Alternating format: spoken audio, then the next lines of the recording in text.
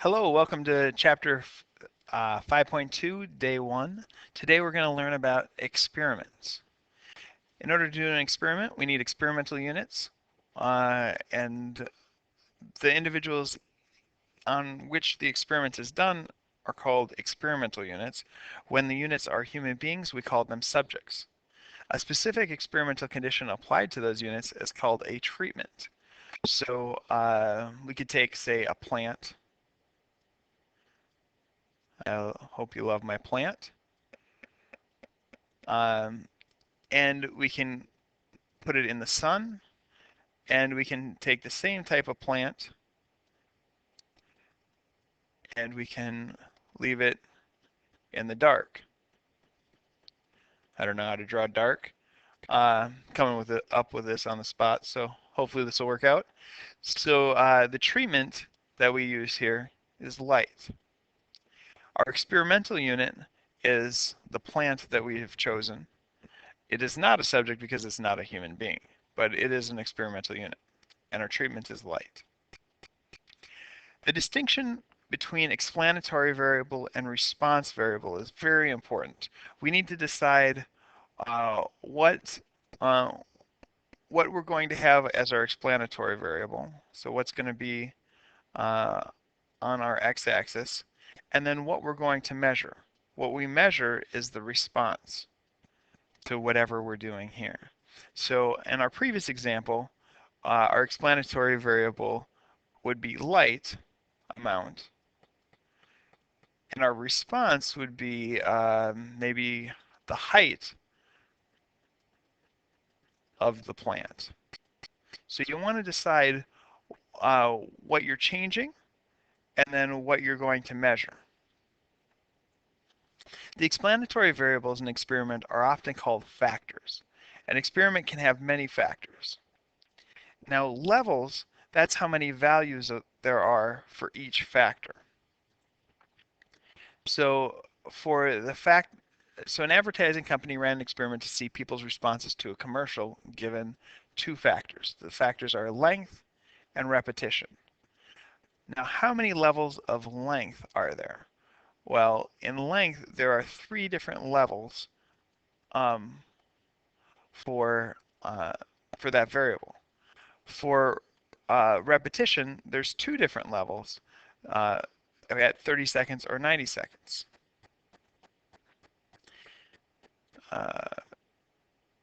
Yep. Now, a control is the first basic principle in statistical design of experiments.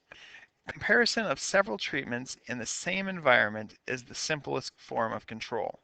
So we want to control all of the other variables, and because we only want to change our explanatory variable and see how that changes our response variable. Now there's a control, which means we're controlling all of the other environmental factors, and then there's a control group. The control group is the group that doesn't get the treatment. So if we wanted to come back here and measure light and height, our treatment might be putting the plant in the dark and seeing how it grows. So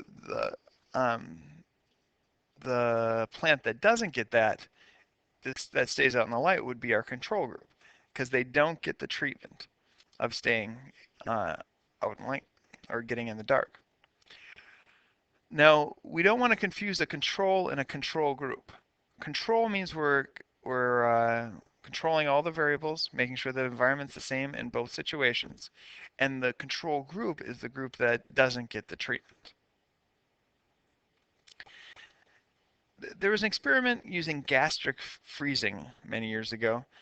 Gastric freezing is a clever treatment for ulcers in the upper intestine. A patient swallows a deflated balloon with tubes attached, and then a refrigerated liquid is pumped through the balloon for an hour.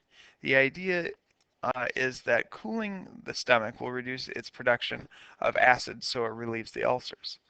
An experiment showed that gastric freezing did reduce acid production and relieve ulcer pain.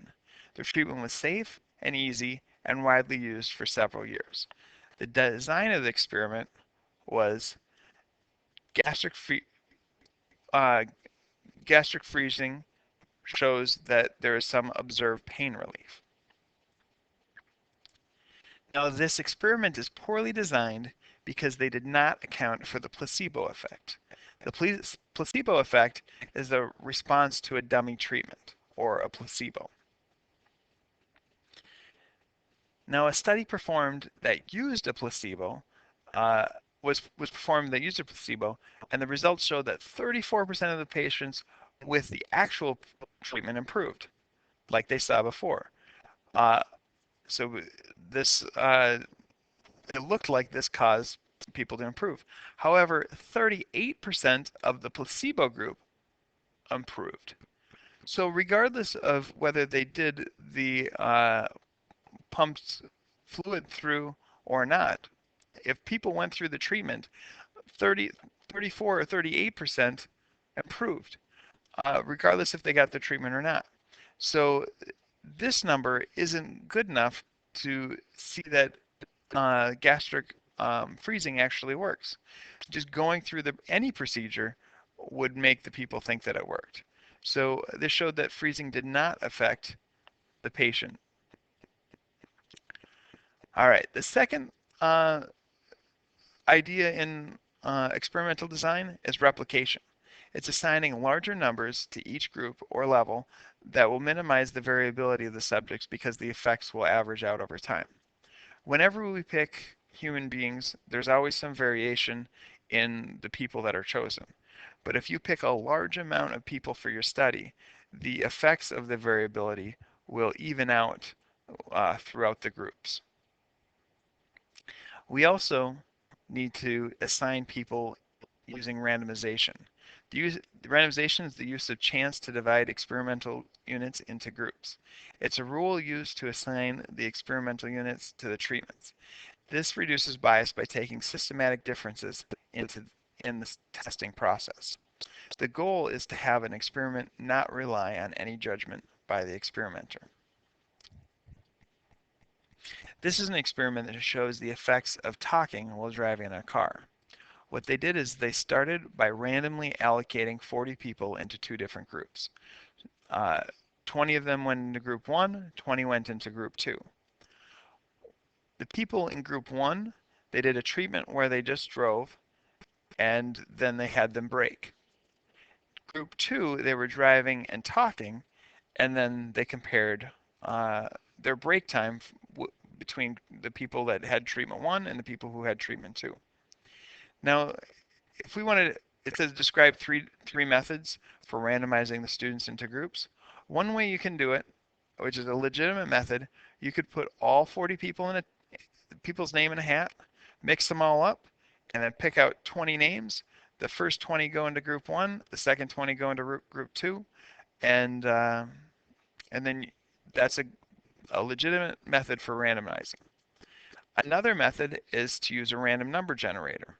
So we can go to our calculator, hit math, go over to probability, do a random integer, do numbers 1 through 40, and we want the first 20 people. And that produces 20 random numbers, and those 20 people that are assigned to those numbers will go into group 1, the other people will go into group 2. Or you can also use table B in the back, where it gives you a list of random numbers, and you go through that list, and then you can assign them to the two groups. Why is it not a good idea to have the first 20 people that show up for an experiment in group 1 and the other students in group 2? Well, there might be some bias in the people. Maybe people who show up early for an experiment might have some tendency that's different than group 2. Maybe group 2 people are a little lazy. Maybe group 1 people are more alert, and that can throw off the experiment. We want the subjects randomly divided into the two groups.